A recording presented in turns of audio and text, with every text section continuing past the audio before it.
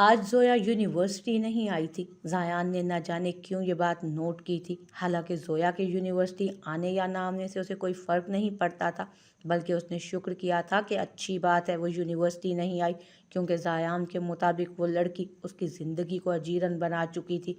लेकिन जब जोया अगले 3 दिन तक यूनिवर्सिटी नहीं आई तो जायान को परेशानी होने लगी। कहीं उसने थप्पड़ मारकर गलत तो नहीं किया? नहीं, कुछ गलत नहीं किया। वो लड़की यही डिज़र्व करती थी। उसके दिमाग ने दिल की नफ़ी की थी, लेकिन अगर उसने प्रपोज कर भी दिया था तो उसे थप्पड़ मारने की क्या ज़रूरत थी? उसके ज़मीर ने उसे झिंझोड़ा। हाँ, वो जब भी यूनिवर्सिटी आएगी वो उससे माफ़ी मांग लेगा। वो दिल में पुख्ता इरादा करते खुद से बोला था, और अपने इरादे पर अमल करने का सोचकर क्लास की जानिब बढ़ा। अगले दिन ज़ायान जैसे ही यूनिवर्सिटी आया, सामने खड़ी लड़की को देखकर चकरा गया। वो एक लम्हे से पहले उसे पहचान चुका था। अब उसके लबों पर तंजिया मुस्कुराहट रक्स कर रही थी। सामने जोया ब्लू जीन्स और ब्लू ही टी शर्ट में मलबूस, स्कार्फ मफलर की मानित गले में डाले, आंखों पर ग्लासेस लगाए उसी को देख रही थी। जायान के लबों पर इस्तहज़ाइया मुस्कुराहट देखकर उसके तन बदन में आग लग चुकी थी।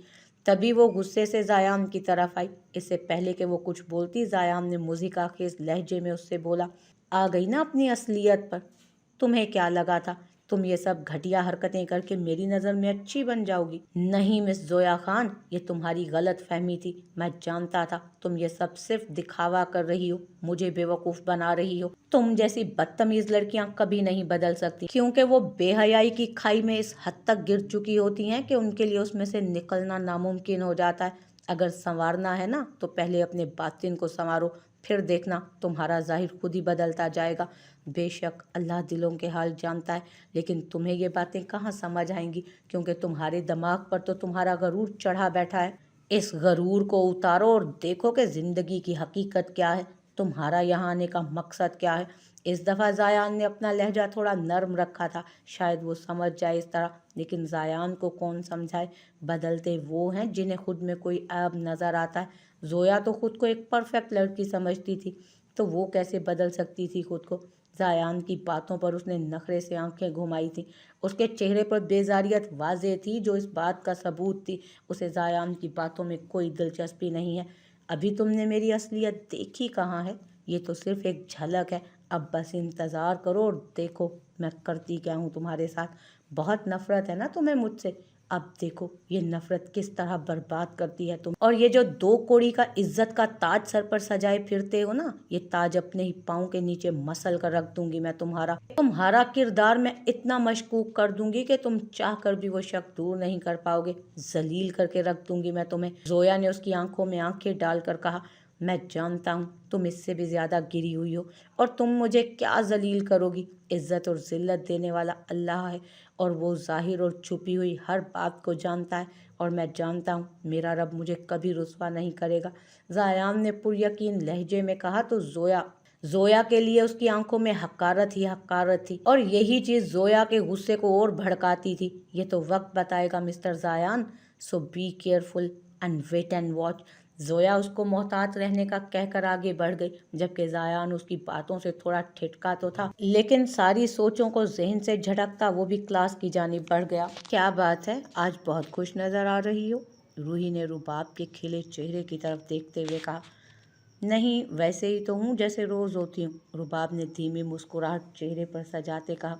अच्छा, लेकिन मुझे ऐसा क्यों लग रहा है कि ये मोहब्बत के रंग है जो आज इस प्यारे से चेहरे पर खिले हैं? रूही ने उसे छेड़ते हुए कहा, और उसकी बात पर रुबाब थोड़ा शर्माई। अल्लाह पाक तुम्हें हमेशा खुश रखे, तुम हमेशा यूं ही हंसती रहो। रूही ने उसे दुआ दी। आमीन दादी अम्मा। रुबाब ने उसे चिढ़ाते हुए कहा, मैं तुम्हें दादी अम्मा नज़र आती हूँ? हद हो गई है, कुछ भी, मैं तुमसे 2-3 साल तो ज़रूर ही छोटी होंगी। रूही ने उसकी तरफ खफा नज़रों से देखते हुए कहा। अरे बाबा, आप खफा मत हो जाना, मैं तो बस यूं ही मजाक कर रही थी, रुबाब ने उसके हाथ थामते हुए कहा।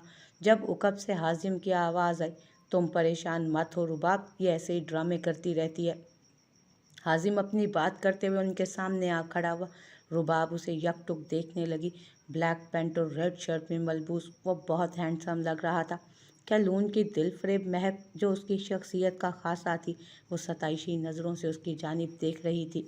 माना कि मैं हैंडसम हूँ, क्या अब नज़र लगाओगी? हाजिम की बात पर वो झींप सी गई और अपनी बेसाख्तगी पर नज़रें चुरा गई। एक नंबर के किसी थर्ड क्लास सर्कस में खड़े हुए जोकर लग रहे हो तुम, और बातें देखो क्या नज़र लगाओगी? तुम्हें किसकी नज़र लग सकती है भला?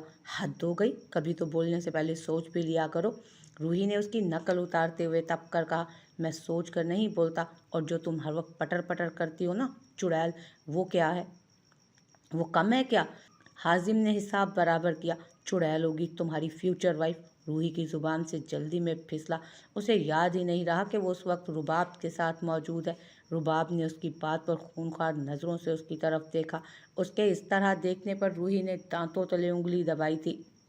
हाँ, तुम ठीक ही कह रही हो, है तो वो चुड़ैल ही, किसी वक्त पीछा छोड़ती ही नहीं, हर वक्त दिमाग पर बसेरा डाले रखती है।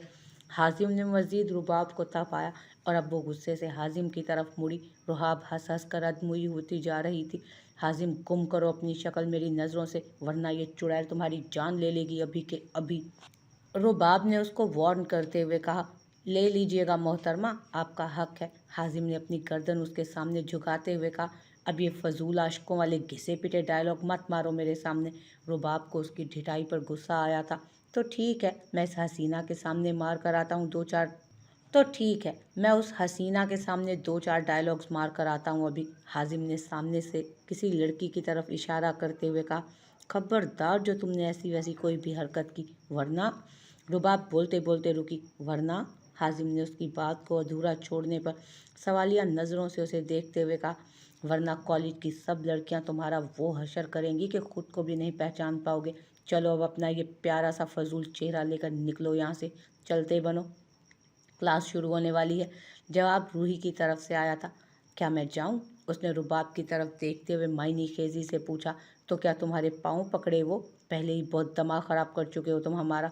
रूही ने तड़क कर कहा, हमेशा एक कबाब में हड्डी बनना तुम, कोई और काम तो होता नहीं है तुम्हारे पास। हाजिम उसके बीच में बोलने पर चोट करते हुए बोला, हाँ हाँ, ये मत बोलो कि ये कबाब बनाया किसने है। रूही ने उसे वार्न करते नज़रों से रूही ने उसे वार्न करती नज़रों से देखते हुए कहा तो बमुश्किल चेहरे पर हंसी लाते हुए वो बोला। और रुबाब ने उनकी अजीब बात पर दोनों को बारी बारी देखा। ये तुम दोनों किस बारे में बात कर रहे हो? रुबाब ने भवें उचकाते हुए कहा, कुछ नहीं, हम तो बस ऐसे ही कुछ भी बोल देते हैं ना, है ना रूही? हाजिम ने गड़बड़ाते हुए कहा और इल्तजाइया नज़रों से रूही की जानिब देखा। उसे डर था कि कहीं रुबाब को पता न चल जाए कि वो कल सुसाइड वाला सब ड्रामा था। हाँ हाँ, हम पागल जो ठहरे। रूही ने मायनी तेजी से उसकी तरफ देखते हुए कहा, अच्छा मैं अब जा रहा हूँ, क्लास स्टार्ट होने वाली है। हाजिम जल्दी से जान बचाकर भागा। इसे क्या हो गया है अचानक? रुबाब ने रूही की तरफ नज़रें घुमाते हुए पूछा। कुछ नहीं, आओ लाइब्रेरी चलते हैं, कुछ किताबें लेनी है मैंने। इससे पहले कि रुबाब मजीद कुछ छानबीन करती वो उसका हाथ थाम कर लाइब्रेरी की तरफ बढ़ गई। ज़रियाब खान की बेचैनी दिन ब दिन बढ़ती जा रही थी। आदिल खान अब तक नहीं लौटा था। ये बात उनको किसी तौर चैन नहीं लेने दे रही थी। कहीं कुछ गलत होने का एहसास उन्हें हर पल रहता था। जबकि नसरीन बेगम को तो ज़ोया की परेशानी लाहक थी। अब भी वो लाउंज में टहलती ज़ोया का इंतज़ार कर रही थी। यूनिवर्सिटी की छुट्टी तो दोपहर में ही हो चुकी थी और अब शाम होने को आई थी और अब ज़रियाब खान के लौटने का वक्त भी होने वाला था। वो चाहती थी कि ज़ोया उनके आने से पहले ही लौट आए।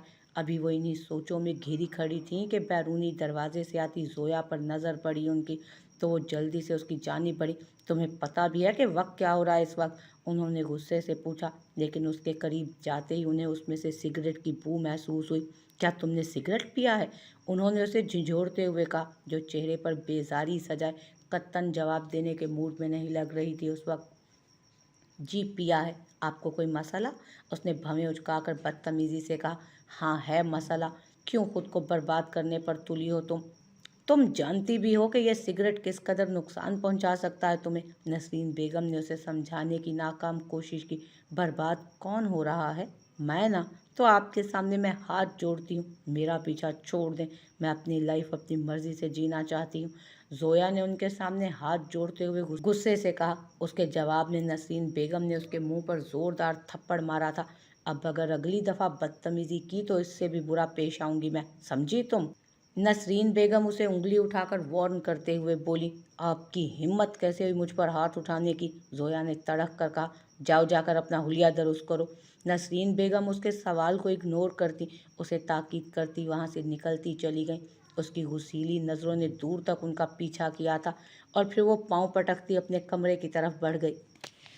सुबह सूरज की शुआएं जैसे ही आयशा के चेहरे पर पड़ी तो उसने कसमसाकर आंखें वाकी। तभी कुछ याद आने पर उसने झटके से पूरी आंखें खोली तो खुद को हैशम के साथ पाया। फिर उसे रात का एक एक लम्हा याद आने लगा तो उसके लबों पर मुस्कान दौड़ी। आहिस्तगी से उसने खुद को आज़ाद करवाया और घड़ी पर नज़र पड़ते ही जल्दी से उठी वॉशरूम की जानिब बढ़ गई। जैसे ही वो फ्रेश होकर निकली, हैशम भी जाग चुका था। शायद वो आयशा के जाते ही उठ गया था। वॉशरूम के दरवाजे के आगे खड़ी आयशा के पास आया, जो उसे अपनी जानिब आता देख अपनी जगह थम कर रह गई थी। गुड मॉर्निंग स्वीट हार्ट, उसने उसके कान में सरगोशी करते हुए उसे अपनी नज़रों के हिसार में लेते कहा। गुड मॉर्निंग टू, वो हैशम को मुस्कुराते देखकर झिझकते हुए बोली थी। उसकी झिझकती हुई आवाज़ सुनकर हैशम मुस्कुराते हुए बोला, शर्मा क्यों रही हैं आप? उसने शरारत से उसकी तरफ देखते हुए कहा, जो उसकी हालत से महजूज हो रहा था बहुत। मैं कहाँ शर्मा रही हूँ और आप अब तक यहाँ खड़े हैं, हद हो गई है, कितने लेज़ी हैं आप। जाएं फ्रेश हो जाएं, वैसे ही काफ़ी लेट हो चुके हैं हम। आयशा ने उसे वॉशरूम की जानिब धक्का देते हुए कहा, और जल्दी तैयार हो जाएं, हम आपके साथ ही नाश्ता करेंगे। वो आयशा को ताकीद करता वॉशरूम की तरफ बढ़ गया।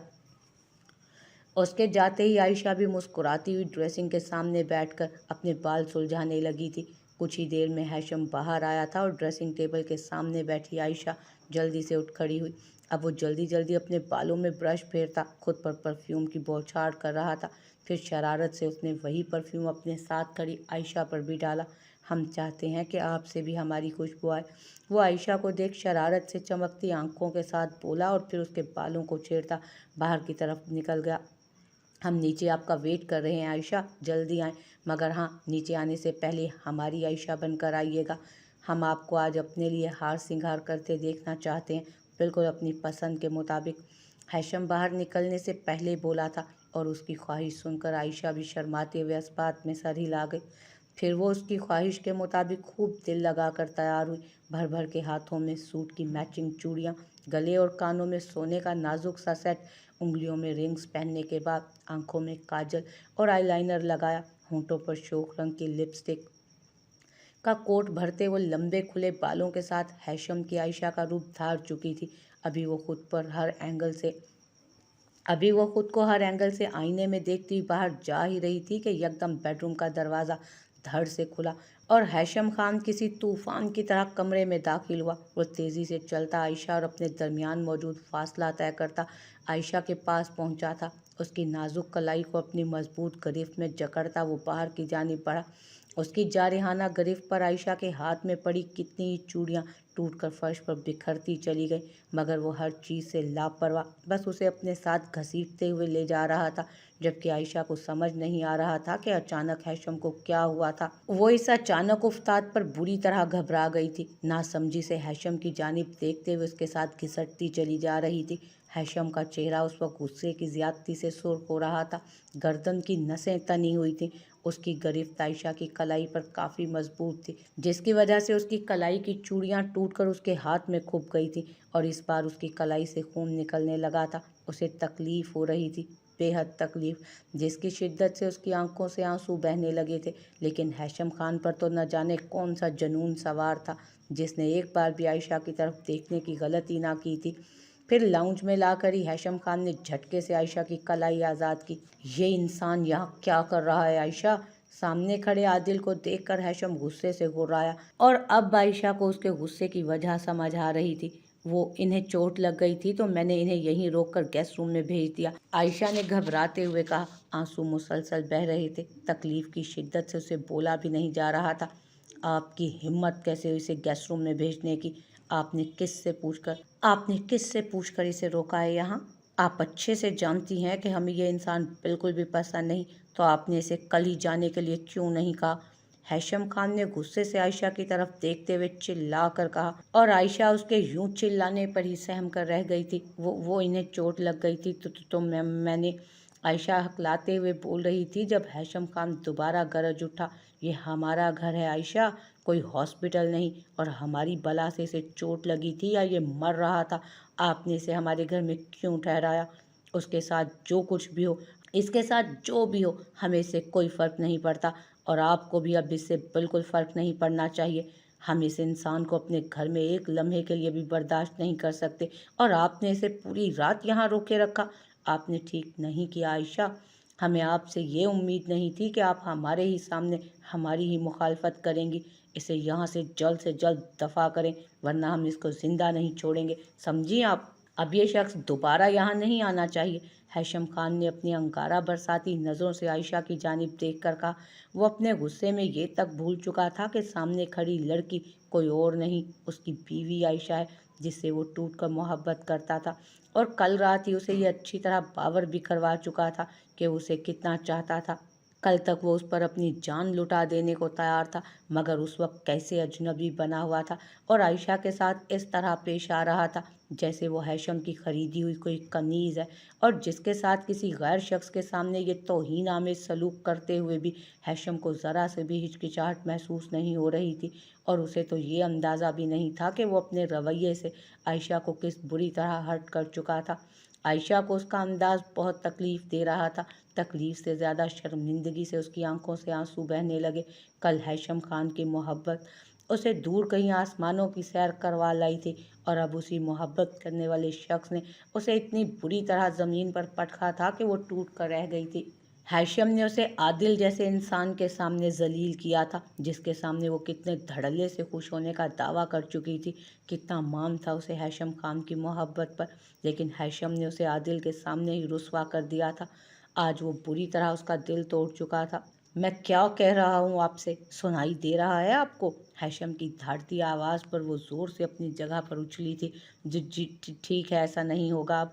आयशा ने डबडबाती आंखों से उसकी तरफ देखते हुए सिर्फ इतना ही कहा, अगर ये इंसान दोबारा हमें इस हवेली में नज़र आया तो हम इसे इस इलाके से तो दूर दुनिया में भी नहीं रहने देंगे। अगर ये अपनी सलामती चाहता है तो इसे कहिए कि दोबारा इस इलाके के आसपास भी नज़र ना आए, वरना हमसे बुरा कोई ना होगा। हैशम खान आयशा को तंबीह करते कहर भरी नज़रों से आदिल को देखकर लंबे लंबे डग भरता वहाँ से निकलता चला गया और आयशा की शिकवा कुना नज़रों ने दूर तक उसका पीछा किया था। आदिल खान जो कब से चुप खड़ा पूरी कार्रवाई देख रहा था, हैशम के जाते ही वो आयशा की तरफ मुज़हिका खेज नज़रों से देख मुस्कुराया। आपको समझ नहीं आई ना मेरी बात? जब मैंने आपसे कहा था कि सुबह होते ही यहाँ से चले जाइएगा, क्यों नहीं गए आप? आयशा ने गुस्से से अपने सामने खड़े आदिल को देखा और चिल्लाई थी, क्योंकि मैं तुमसे मोहब्बत करता हूँ और तुम्हें इस जहन्नुम में छोड़कर तो हरगिज़ नहीं जाना चाहता। आदिल ने उसकी आंखों में देखते नरमी से कहा, अपनी ज़ुबान को लगाम दें। ये बकवास करने से पहले अपने जहन में ये अच्छी तरह बात बिठा लें कि मैं हैशम खान की बीवी हूँ। ये घर जिसे आप जहन्नुम कह रहे हैं ना, मेरे लिए किसी जन्नत से कम नहीं, और अल्हम्दुलिल्लाह मैं अपनी इस जन्नत में बहुत खुश हूँ। आपको किसने कहा मेरी फ़िक्र करने के लिए? आयशा ने तड़क कर कहा, लगामें तो मैं डाल ही लूँगा आयशा, और जिस जन्नत में खुश रहने की तुम बात कर रही हो वो तो मैं अभी देख भी चुका हूँ। आदिल खान ने तंजिया मुस्कुराते हुए कहा, क्या देख चुके हैं आप? अभी यहाँ जो ये सब ड्रामा हुआ है ना, उसके ज़िम्मेदार भी आप हैं। वरना गुस्सा तो दूर, हैशम ने कभी मुझसे ऊंची आवाज़ में बात नहीं की। वो मुझसे मोहब्बत करते हैं और मैं भी हैशम की संगत में बहुत खुश हूँ, क्योंकि हैशम खान ही वो इंसान है जिसने मुझे इज़्ज़त की ज़िंदगी दी, मुझे ज़लील ख्वार होने और मौत से भी बदतर ज़िंदगी गुजारने से बचाया। उस कोठे से लाने के बाद भी हैशम मुझे बहुत इज्जत देते हैं। उल्टा आपके वालिद साहब ने मुझे घटिया और गिरा हुआ समझा था, और अब आप आ गए मेरी ज़िंदगी को अजाब बनाने के लिए। आयशा तल्खी से बोली थी, झूठ मत बोलो आयशा, मैं जानता हूँ तुम खुश नहीं हो। मैं फिर कह रहा हूँ, उसे एक एहसान के लिए अपनी ज़िंदगी दांव पर मत लगाओ। चलो मेरे साथ, मैं तुम्हें हमेशा खुश रखूँगा। आदिल ने उसका हाथ थामते हुए कहा, मगर आयशा उसका हाथ थामने पर यूं उछली जैसे बिच्छू ने डंक मार दिया हो। उसने झटके से आदिल से अपना हाथ छुड़वाया और फिर उसका हाथ उठा और आदिल के चेहरे पर निशान छोड़ता चला गया। अगर दोबारा मुझे हाथ लगाने की कोशिश भी की तो हाथ तोड़ के रख दूंगी तुम्हारा। एक बात याद रखिएगा हमेशा, अब मैं आयशा हैशम खान बन चुकी हूँ اور اس وقت آپ جس سے مخاطب ہیں وہ کوئی عام لڑکی نہیں بلکہ ہیشم خان کی بیوی ہے، سو بی کیئرفل نیکسٹ ٹائم۔ عائشہ نے اسے اپنے اور ہیشم خان کے مابین موجود پاکیزہ رشتے کے بارے میں آگاہ کرتے ہوئے کہا، جبکہ عادل اس ڈری سہمی سی عائشہ کی ہمت دیکھ کر شاک رہ گیا تھا۔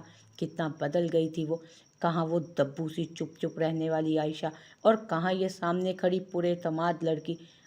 اب ایک احسان کریں مجھ پر، چلے جائیں یہاں سے اور دوبارہ کبھی پلٹ کر غلطی سے بھی یہاں مت آئیے گا۔ عائشہ اس کے سامنے ہاتھ جوڑ کر بولی، تمہیں میرا ہونا ہی پڑے گا عائشہ، تم میرے جذبات کا اس طرح قتل نہیں کر سکتی، میں تمہیں اپنا کر ہی رہوں گا، یہ وعدہ ہے میرا تم سے۔